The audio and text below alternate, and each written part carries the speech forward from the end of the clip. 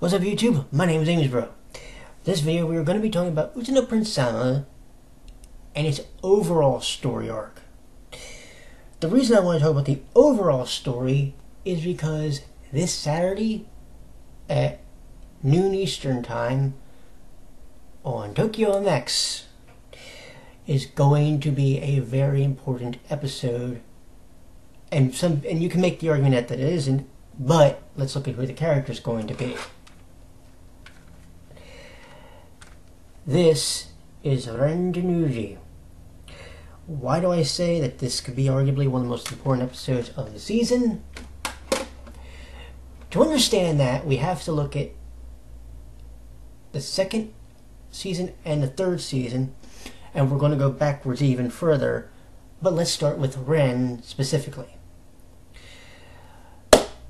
In season 2, episode 6, his song was Orange Rhapsody. The story arc had to do with his brother, if you remember in the episode. That's important, but here's what else is important, and it's part of the overall picture. Okay, in that same episode, Shining indirectly introduced us to a group that would later be called Heavens. He called them at the time a trio of amateurs. Now, did he know who this trio of amateurs was from? I think he did, but he didn't want to say their name. Here's what else is interesting that I think you need to understand. When this happens, he's in the office with Hyuga, a name that would actually be important later in the series, in the next season actually. We'll explain why in a minute. If you will recall, when Ren's episode happens, he's dealing with the drama of his brother. His brother, who asked him to go do something for the, I believe it was called the Japanese Boy Collection. Now, if you recall, not only did he have that baggage, but in season 1, he was dealing with the memories of his father, pretty much despising his mother because she was an idol. And that was also the episode where the very powerful speech came before one of the most emotional songs I've ever heard, Believe Heart. To this day, every time I listen to that speech before the song comes, I want to cry my eyes out. I just do. So, Ren does the song, but the overlying cloud that is sitting there is now we're being introduced potentially to a trio. Who's in the trio, though? We don't know yet. But now it's in the back of our mind that somebody is trying to dethrone Starish. And then if you recall, as we get closer to the end of the season, what happens? Well, a few things. One, Cecil gets called back to Agnopolis because of his curse being lifted in season 1. We also get to meet who these trio of amateurs are. And you know by now. It's UtaPri, Nagi Mikado, Killer Sumiyagi. These three would be referred to as Heavens. And they actually have a name for their fan base, which was called the Angels. I actually like their season 1 stage setup. But their season 2, their season 2 stage setup, their season 3 though was really impressive. I'm getting ahead of myself. But if you'll notice, what I said is in season 2, episode 6, it was Shining that indirectly introduces us to Heavens. And he does it with Hyuga in his office. This is important. let's now spin ahead. Let's go to Season 3, Episode 5. This episode is referred to as Code TVU. Again, it's going to feature, even though he wasn't the main character, this guy. And again, by the way, in case anybody's wondering, I'm using this one because I actually like the I admit I actually like the jacket better on this one than I kind of do on TVU. Plus, my 2000's actually a little bit cracked, so I have to get a replacement for that at some point. Anyway, that's neither here nor there. But in that season, if you recall, Ren has a fight with Cecil and Seol. Do we remember this? Do we also remember this, though? And pay attention. There's a scene in a car, a limo car, or whatever you want to call it, that Rhea and Shining are in the back seat. Rhea believes that Shining's up to something, and that no matter what the outcome of the cross-unit project, because that was the project that was going on here, he's going to put them in to the competition for the Triple S spot. Shining doesn't say anything. And the whole time he doesn't say anything, Rhea is looking at him like, okay, this is awkward. He's not saying yes to me. He's not saying no. What's going on with this guy? He's the president of a company. I work for him, but what's he doing? Do we see where this is going? Now, I know what you're going to say. Well, Josh, this is proof right here. I mean, because not only did Starish beat Heavens in the UtaPri Awards, but this proves that the show is about just Starish. Well, we're going to back up later, but I'm going to show you something else in a bit. But what was interesting about this was Shining wasn't saying yes or no. His mind was on something else. Could this have had something to do with Heavens? Could maybe he have, I don't know. I'm not saying he could have, got raging on the phone and said, hey, do you have your boys ready? And nobody knows it. Because he's really low key about it. He's not saying anything. Why wouldn't he call Heavens in season 2 by Heavens? He calls them a trio of amateurs. He doesn't mention anything about Heavens. Cecil does, though, in episode 2 of the season, because he wondered what happened to them.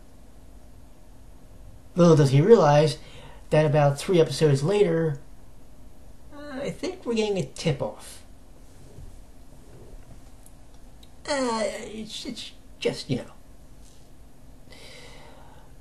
But do we see where this is going yet? Do we see how subtle the story is that they're telling? And they're, interestingly enough, using the episodes that Ren has been involved in.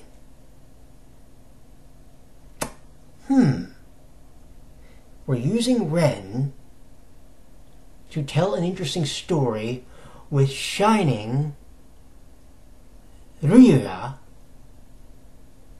and Heavens? Why? This is something we need to figure out. We may get our best chance to find out Saturday, because I feel like there's something that is missing here, and it's going to be punctuated. We're either going to end this part of the plot with Shining, or something else is going to happen, because I'm going to explain the next part of this. After everything happens with the cross units, what happens next. Do you remember? Let me clue you in. They have the entry concert for the Triple S. Okay. Now it's supposed to be just Starish Quartet Night. And if you will recall, while he's watching it from atop his tower, literally he's standing pretty much basically on the roof, Shining says he wants Starish to show him. And he was very much excited about the Evolution Eve song, which earlier was called Answer, and I actually prefer that name better, but that's just me. But he was very much excited, and he was screaming from the tower, "Show me! Show me!" And you see a lightning bolts coming from the top of the tower. Do you get it, though? I thought that was interesting. It gets better, though, because here's what we need to think about next. They're going to determine the winner of the Triple S between Starish Quartet Night. But what happens? Do you remember? Oh, I'm sure you do. Out of nowhere, 7 new voices are heard coming from the crowd, and 7 pedestals rise up from the floor of the arena. And the new heavens appears for the very first time. But what's more interesting and suspicious, consider this. Who was standing back to back with Shining at that time? It was Raging. Now, consider the following. In Season 2, the rule was the group that lost had to dissolve. Shining was willing to put up Starish against the trio of heavens at that time. But why? Why was he so willing?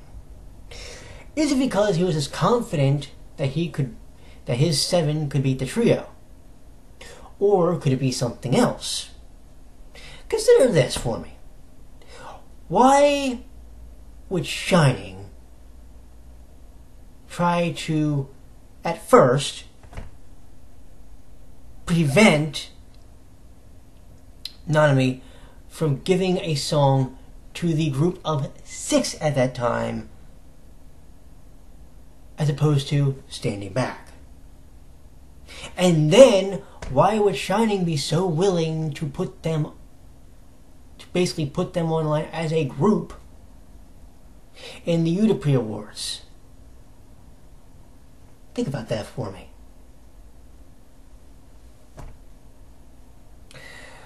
He knows he can't dissolve them on his own.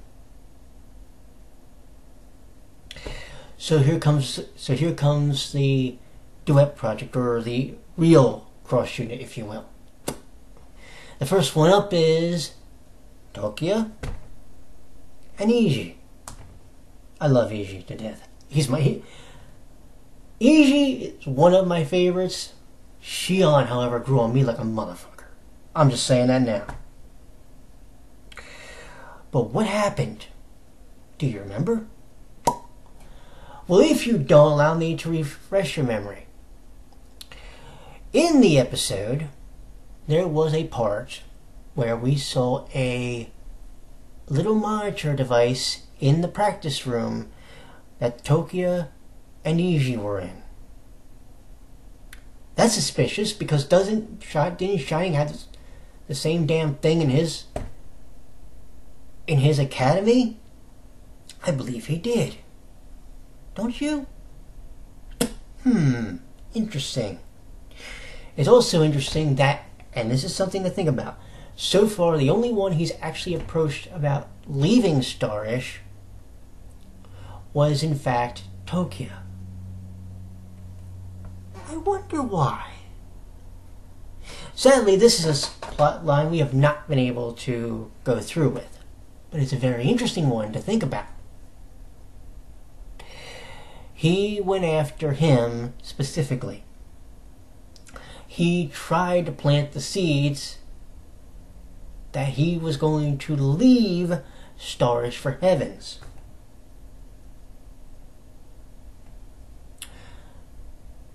And if we notice, Iji wasn't down with that. He could have been, but he wasn't. He wanted him to stay with Starish. And he did. And Starish, in their, I hate to say it this way, but look, if you're honest, you'll tell the truth. In their own dysfunctionally unified way, because that's the way it is, unfortunately, they banded together and they said, we're going to get through with this. We're going to go through with this. But it was interesting because, A, in many respects, the offer from Raging motivated Tokyo to say, I'm staying with you guys. Now, there's a big theory that is going on in my head. Think about this for me. When this project was getting ready to start in episode 2, the Courtside Night episode, Kazuna, both presidents of both agencies were there when both groups were obviously there. Well, they had to be for the announcement, right? Ordinarily, Shining would be the one to announce the project for Starish. It would be either the UtaPri Awards or it would be the Cross Unit. But this time it was Raging. Why would it be Raging? And this is Starish's story. Oh, in the end, Starish is probably still going to win. But think about something for me. What makes you think, if I lay out all the evidence in front of you,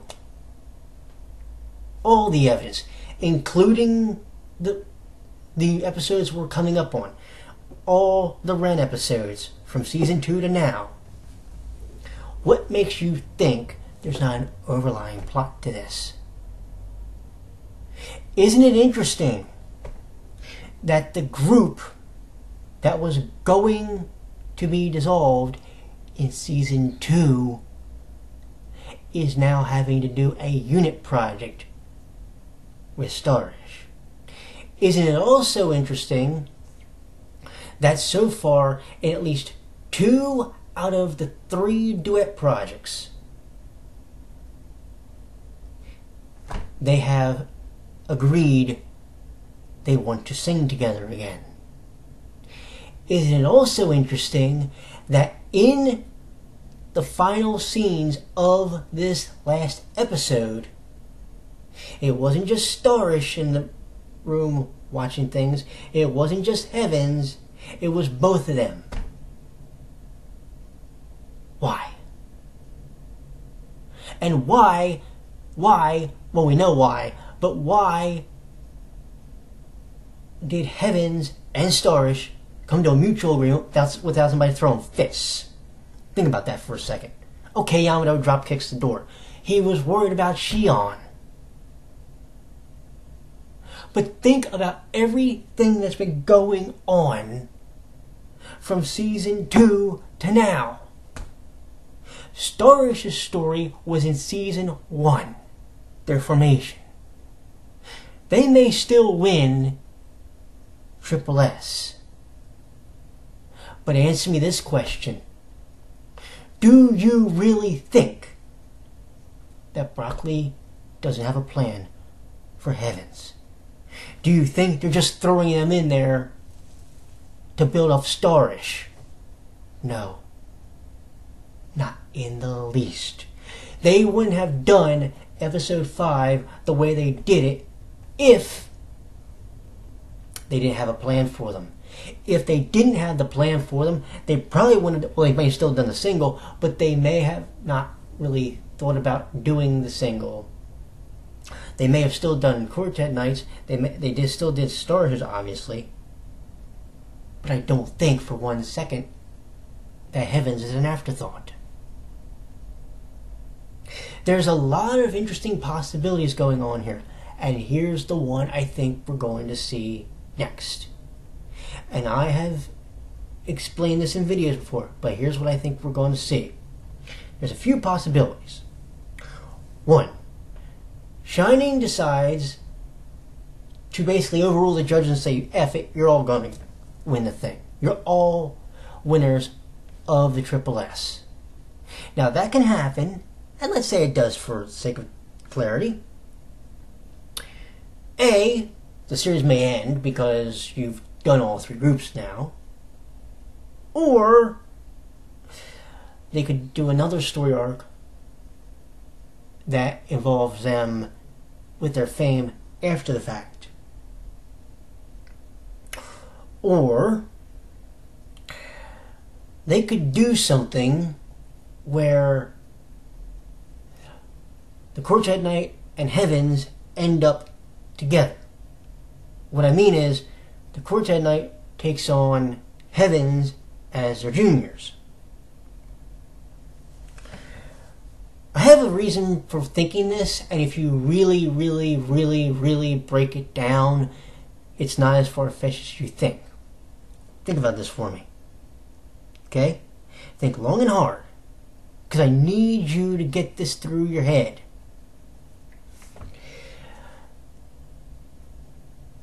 Quartet Night would not have given back their position because they beat Starish. If Heavens doesn't show up, I guarantee you they don't give up their spot. They don't give up the win. They rescinded it because they want to see what Heavens can do now. They know what Starish can do. They've seen that now for 3 seasons. When I say 3, remember they were in the audience for their debut in 1000. They saw them perform at the UtaPri Awards in 2000, and now they've seen them at the Triple S entry concert in, I almost said 3000, Revolutions. Where I'm going with this is, I think there's a bigger story than people realize. Yes, Starish has the main role in the story, but Broccoli is doing everything they can to make sure you know that Heavens is not only unified, but Heavens is here to stay. And Heavens, God willing, will be in the next season, if there is one. They'll be at the 6th stage. If there's a next season, they will be in it. And they will work with the Quartet Night. That's what's going to happen. And if you think I'm completely nuts with that idea, think about this for me. Starish, it's been said that Starish wants to go on an actual tour. Well, as we've already discussed, we discussed in my last video about this,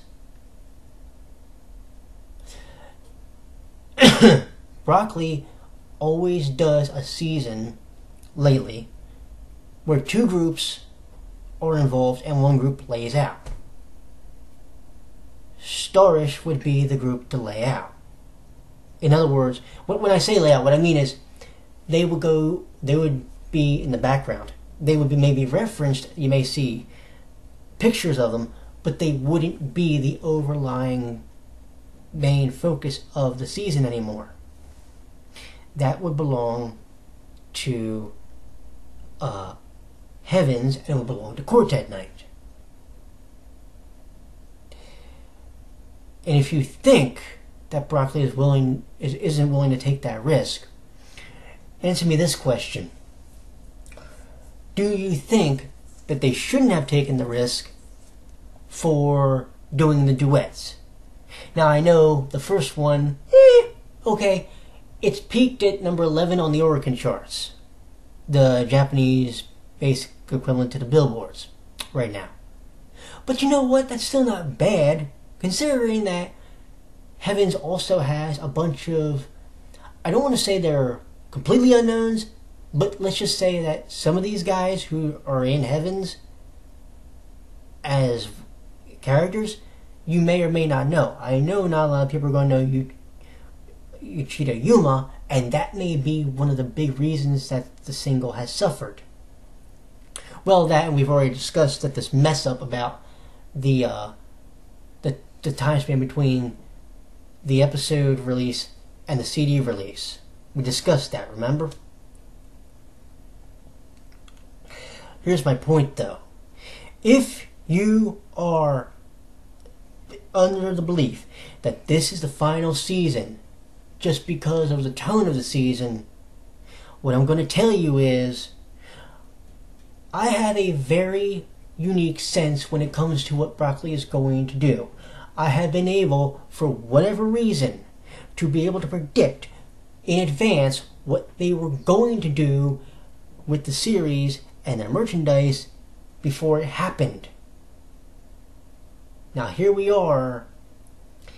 It's October 31st, 2016. The final episode of this season is on Christmas Eve. Okay? On Christmas Eve. Do not be surprised if by the end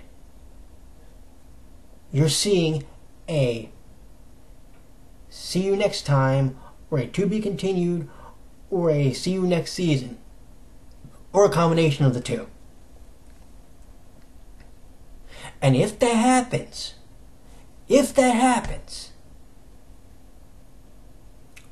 I don't want to be the guy who says I told you so, but just remember when I upload this video. Because my sense for writing is telling me where the endgame is going. And if I'm right, do you realize I will have called this season a little over a month before the end? Just think about that. You all have a good night. I will talk to you in the next video. Be that later tonight or whenever. Take care.